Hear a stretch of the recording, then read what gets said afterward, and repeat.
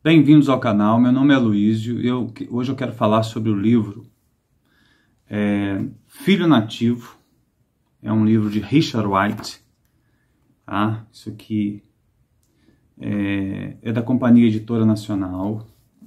É um livro, tem uma curiosidade, que ele foi traduzido por Monteiro Lobato, tá?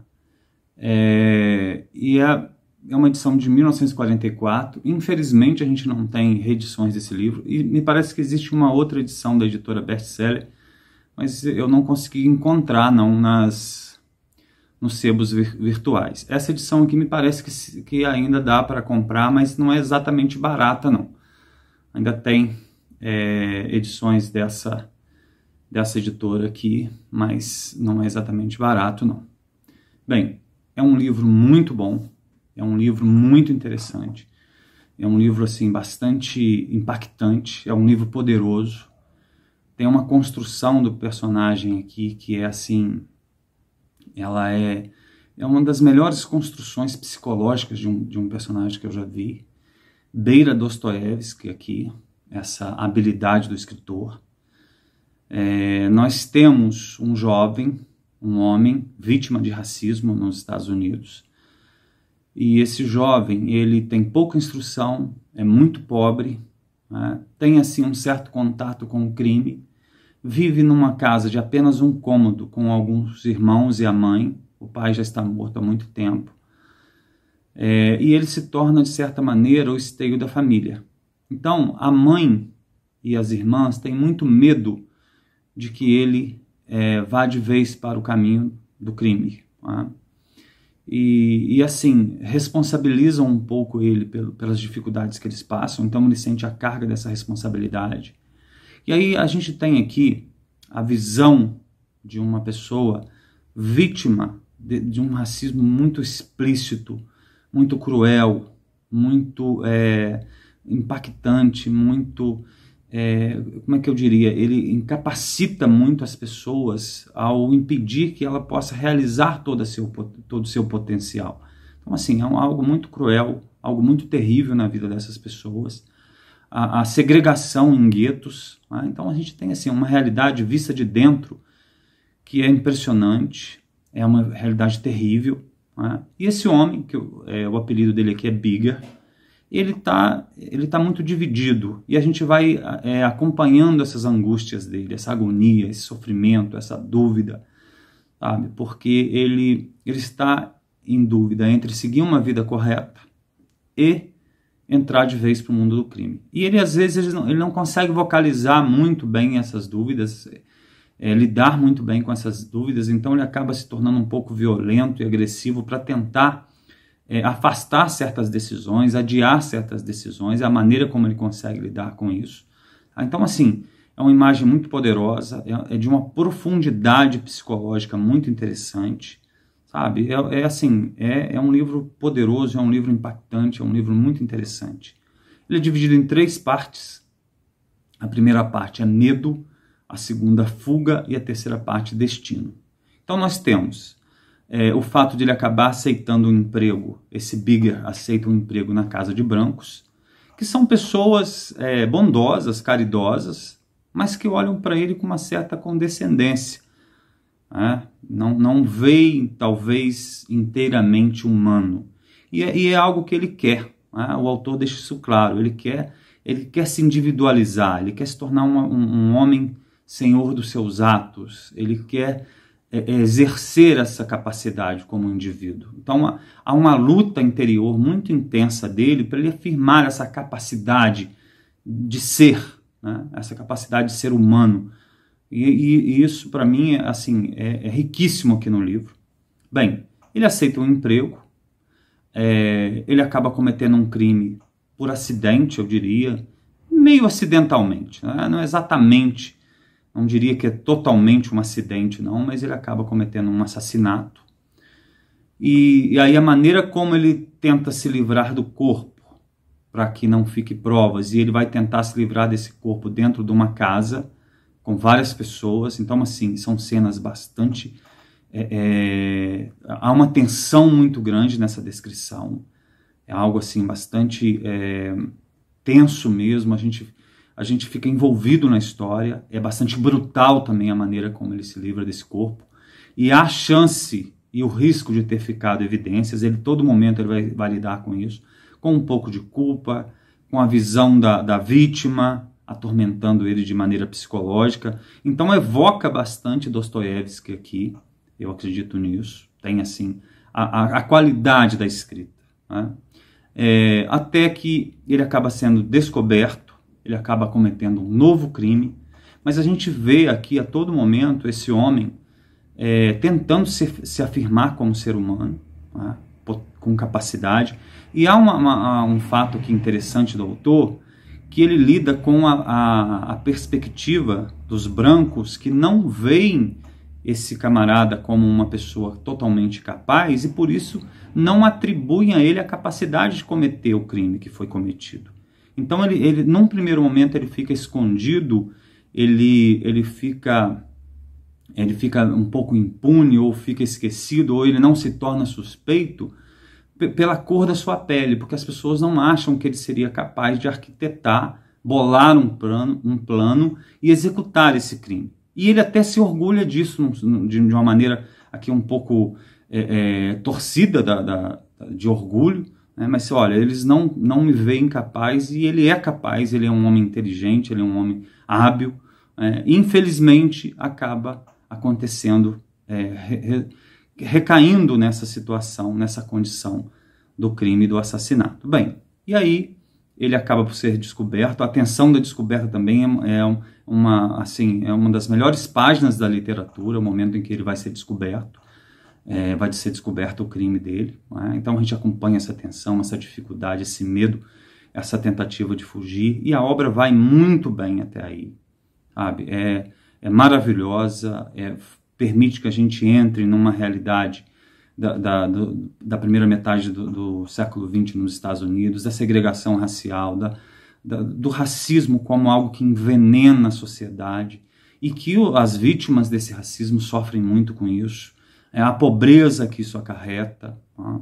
Então, assim, é uma obra poderosíssima, uma obra maravilhosa, até a terceira parte.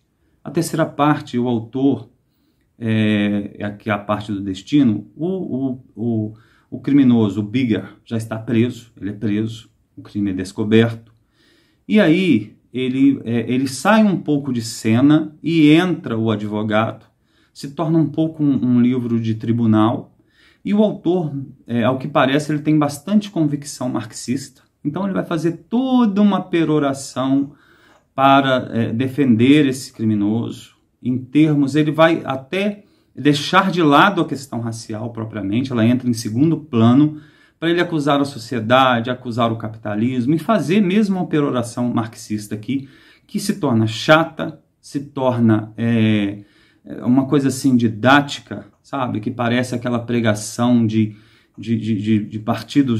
partidecos de esquerda que não conseguem reunir uma Kombi de gente, sabe? Com aqueles discursos, aquele discurso chato, aquele discurso ruim, aquela didática, aquela pregação, aquela tentativa de evangelizar.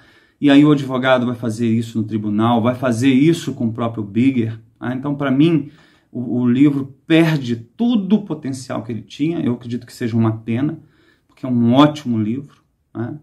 E, inclusive, a redenção do Bigger acontece não quando ele se arrepende, quando ele se sente culpado, nada disso. A redenção dele acontece quando ele passa a acreditar na peroração desse advogado, nessa catequese desse advogado marxista, que é uma coisa bem chata, até porque tira tudo aquilo que ele luta para afirmar nas duas primeiras partes da obra, que é a sua individualidade, sua singularidade, a sua personalidade. Isso, para mim, é uma pena. Tá? E o autor, até então, ele vinha de maneira sutil e muito hábil, fazendo algumas alusões interessantes.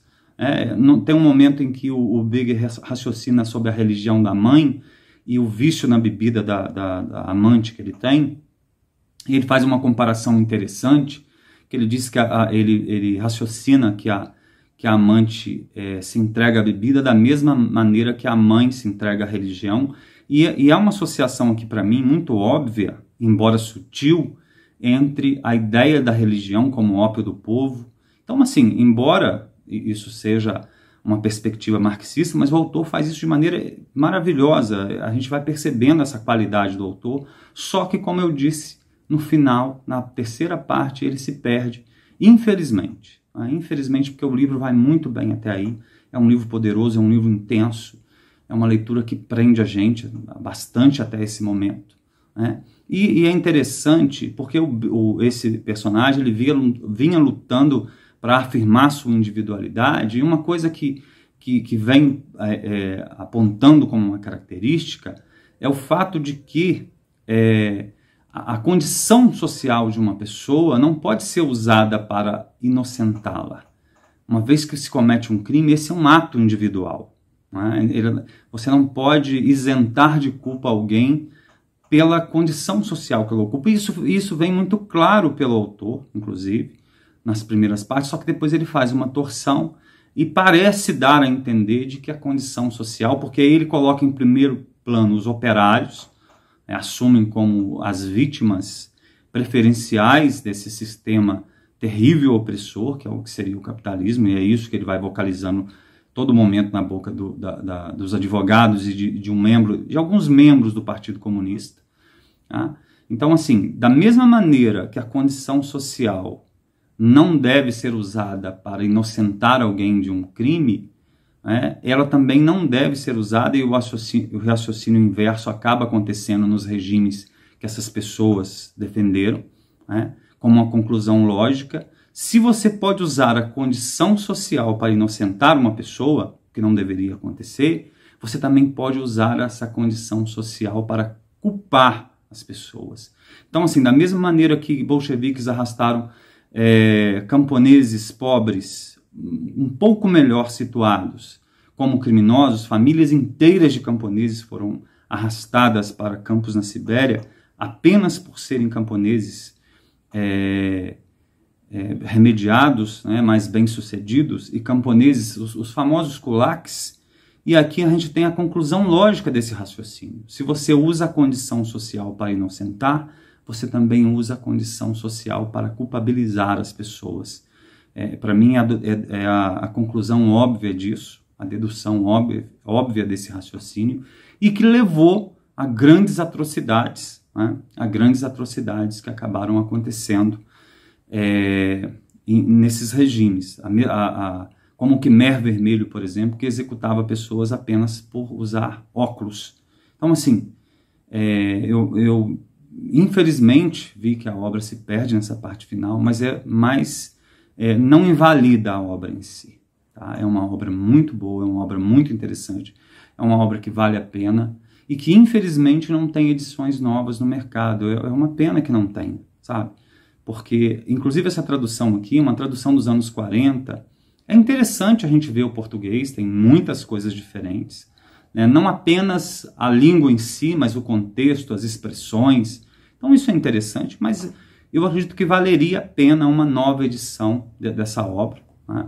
Eu recomendo, se vocês tiverem oportunidade, não sei se encontram em bibliotecas, mas eu recomendo, vale a pena ler. E, apesar desse pequeno fato no final, desse pequeno, para mim, eu vejo como um defeito, porque a obra vinha muito bem, a obra vinha muito interessante, a obra vinha muito rica.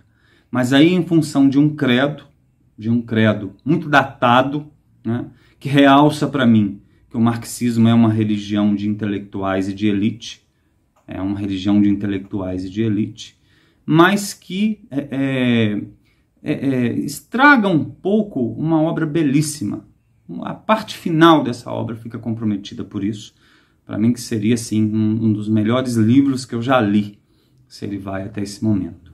Mas vale a pena ler, há muita atenção, há muita apreensão, e é uma leitura ágil, é uma leitura interessante, uma leitura rica, e é uma nova obra que eu apresento para vocês. Bem, um abraço a todos e até o próximo vídeo.